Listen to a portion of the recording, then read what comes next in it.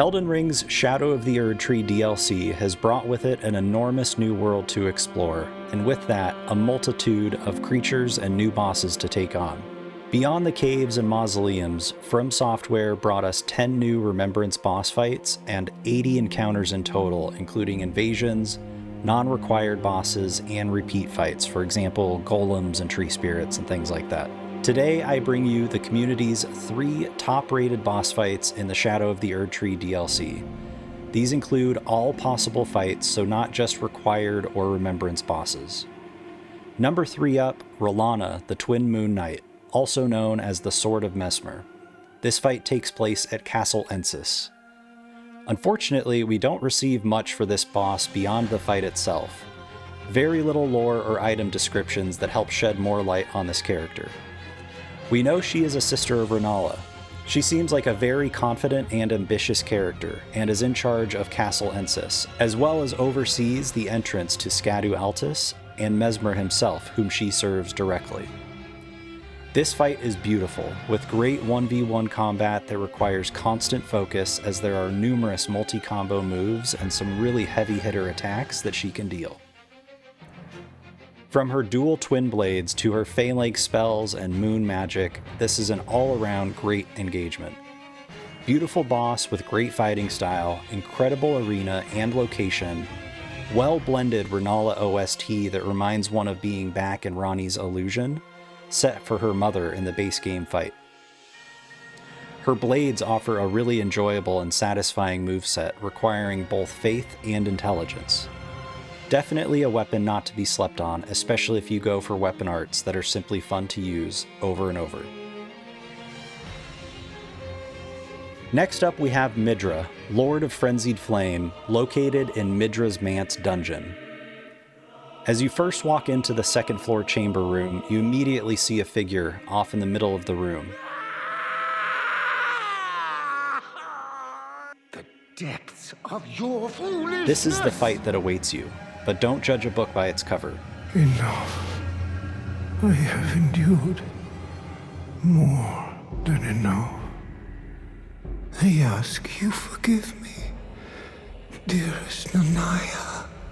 Midra has long been tormented by the Great Sword of Damnation, which you'll see he was impaled with. Between the pain caused by the sword, and you, the chosen tarnished, walking into his home to kill him and take his place as Lord of Frenzied Flame, he is not happy to see us, and we find that out very quickly as he transitions into something entirely different for Phase 2. By removing the Great Sword of Damnation, he has become the Lord of the Frenzied Flame. This fight is so well done. The OST that really drives the eerie frenzy vibe we've felt since the very beginning of Abyssal Woods, the mere appearance of this Frenzy Lord, and him using the weapon once lodged and barbed within his chest.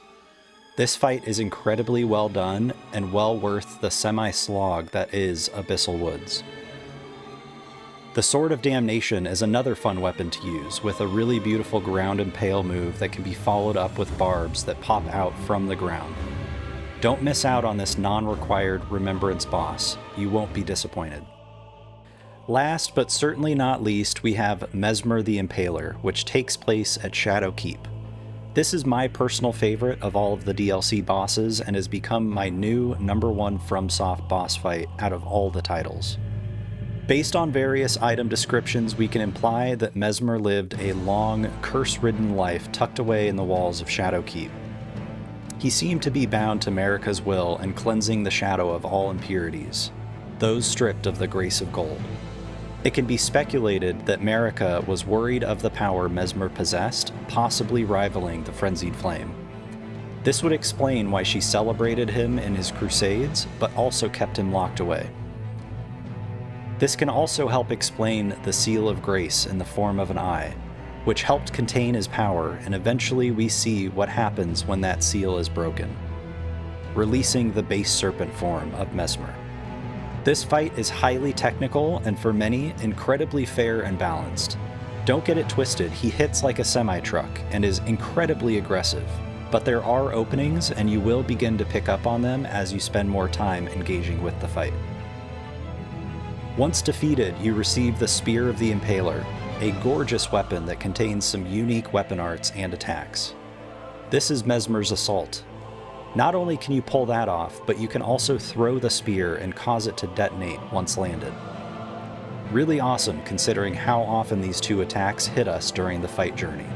Although we saw this fight coming many months before DLC was released, the execution of it was impeccable.